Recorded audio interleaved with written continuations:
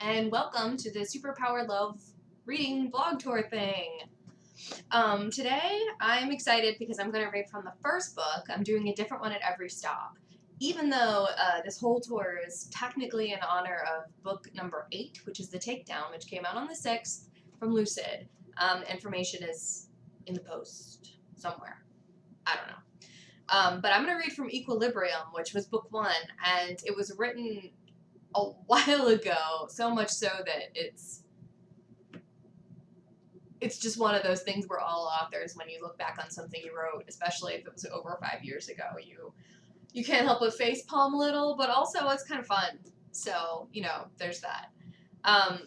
So what I'm going to do is just, I'm going to read the blurb just to kind of set it all up, and then I'll just skip, and I'm going to do 2 really short little bits that are just kind of fun. And oh, by the way, Equilibrium.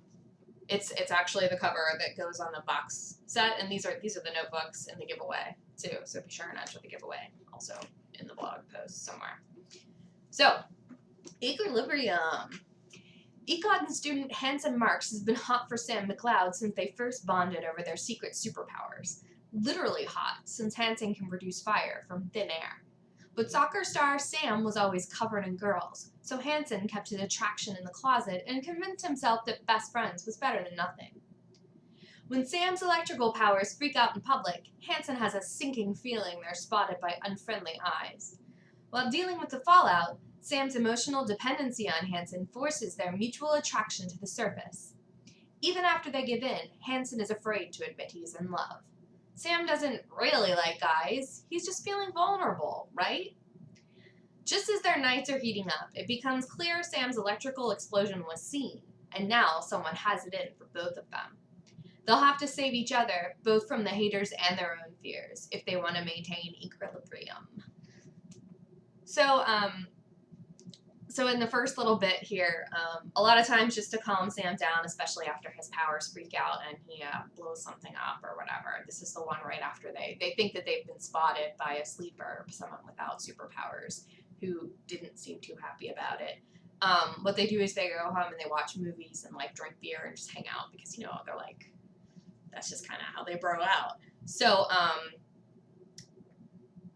Sam had this theory that maybe his electricity was freaking out because his libido was kind of going crazy, and this is the conversation that they have while just broing out about this. Suddenly Sam said, "Maybe I do need to get laid." I looked up. What? Maybe I'm frustrated and it's giving me control issues. I mean, since Nessa and I aren't really... Right. Got more information on the subject than I want already? Thanks. He flipped me off.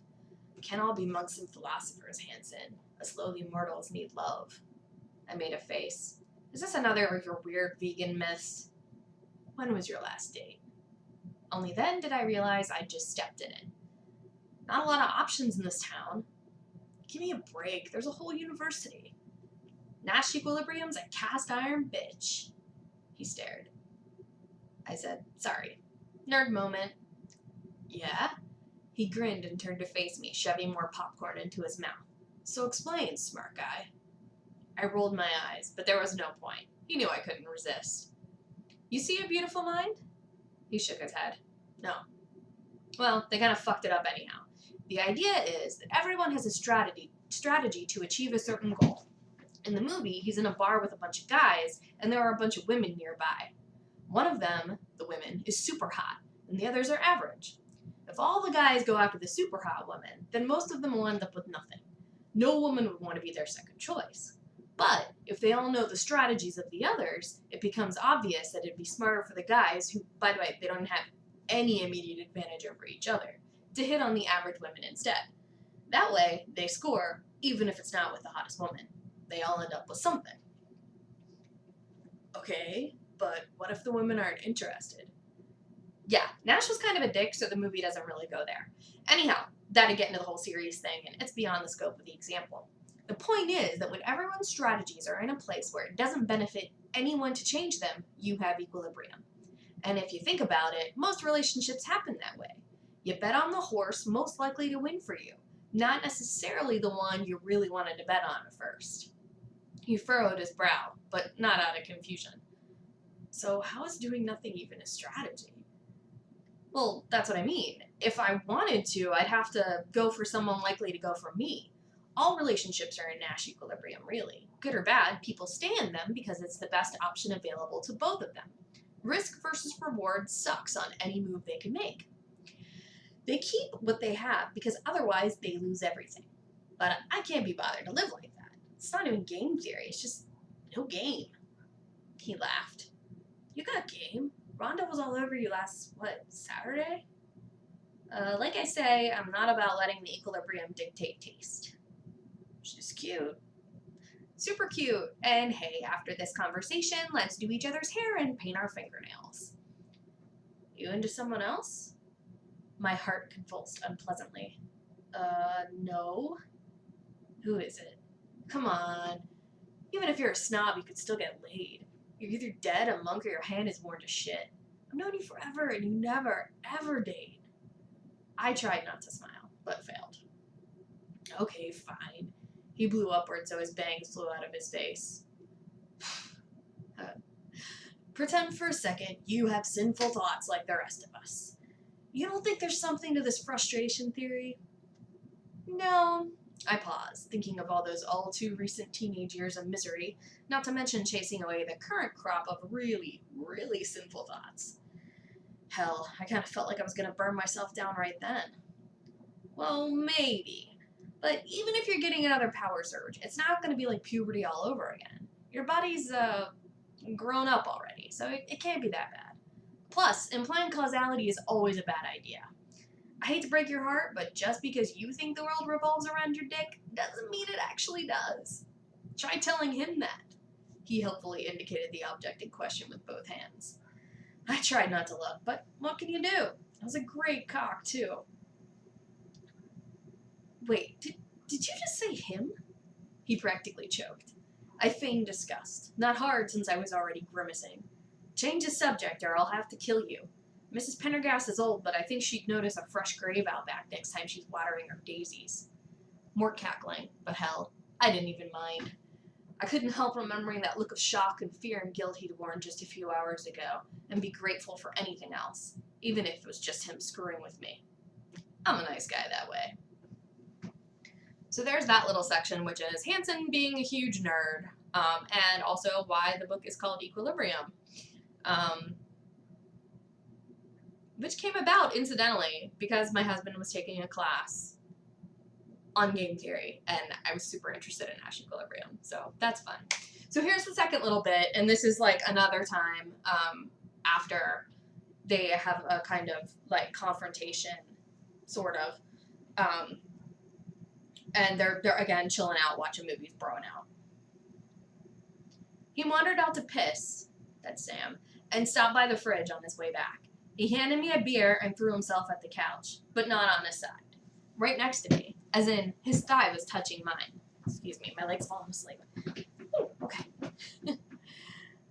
I grinned and popped open my beer. I wasn't reading into it. He was an affectionate drunk. I never met anyone who wasn't, including me. Once again, not complaining. Way better than finishing my stupid paper, right? Level with me, he said. Right, level. Who is it? Who is...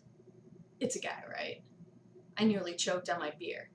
You're not a monk. You're totally into dudes, Sam said. I knew it. I finally swallowed, my face blazing, but somehow I was also laughing. What? That guy last year, that friend of yours you just stopped talking to? I grimaced. Justin. You were fucking him. I totally knew it, but you never said anything. I did realize it was a good thing I was drunk, too, or I would have been incredibly paranoid just then. It wasn't that I'd actively hidden it from Sam. Well, okay, I had, but there had never been all that much to hide, and it wasn't like I'd outright lied. Fuck it anyhow. Yeah. He cackled and chugged about half of his beer. He wasn't very good either, I admitted. How the hell do you make a blowjob boring? More cackling, and Sam smacked me on the thigh. Holy shit, I figured it out. Only took you, 4 years I've known you? Yeah, I'm a fuckbox of dumb. You have your moments. That why you don't like me? I nearly choked again. You're like my best friend. He shot me a sideways look. My cheeks just about caught fire. I was not drunk enough to start down that path. I wasn't sure I ever could be. I backtracked. You are kind of dumb, though. I mean, you just figured this out. Just today, for sure. How? You didn't want to hug me when I was upset. I paused. But I offered. You were uncomfortable. I was not. Well, a little. But a straight guy would have been more uncomfortable. Yeah, but a straight guy wouldn't hug like that. But you said that's how you... You didn't want to kiss me. My mouth snapped shut. Look, I'm just saying. You were thinking about it. I was thinking about it. So, right there was Sam's limit.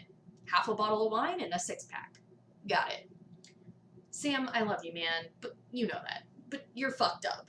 You're drunk and brokenhearted, and we should really not talk about this right now. He thought about this, little concentration lines appearing on his forehead. I had to laugh. I wouldn't have been brave enough to say it if I wasn't drunk. And I wanted to say it. So, yeah, we should. Broken heart, I reminded him. Not from breaking up with Nessa, just in general. It's different. Doesn't matter. So I imagine that weird moment we had this afternoon, nothing to do with us maybe, like, being kind of hot for each other. I took another drink. This was not happening. Could not fucking be happening. He put down his beer, then took mine from me and did the same. He turned to face me. This was so bad in every possible way. He couldn't hold it together. I needed to do it for both of us. I had to. It was my duty as an honest and loyal friend. You know how you always tell me to put some pants on? He asked. Yeah.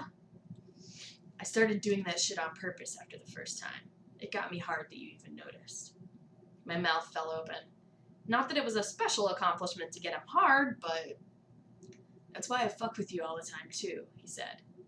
Like, that started ages ago, but I didn't really think about why until we moved in. Oh, yeah. He leaned forward. I thought you were just squirming because you were embarrassed.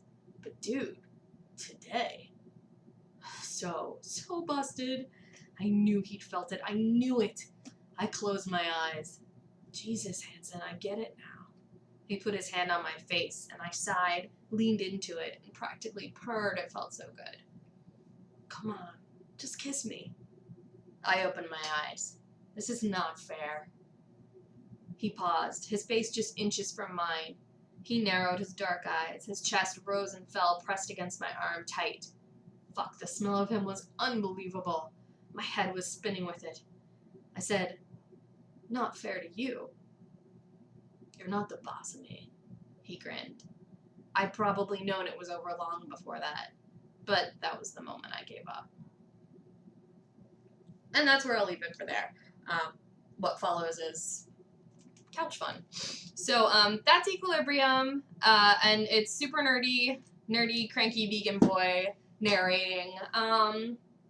Yeah, and you can read these books in any order, which is why I kind of just read in whatever order on this tour, just for fun, just random selection really.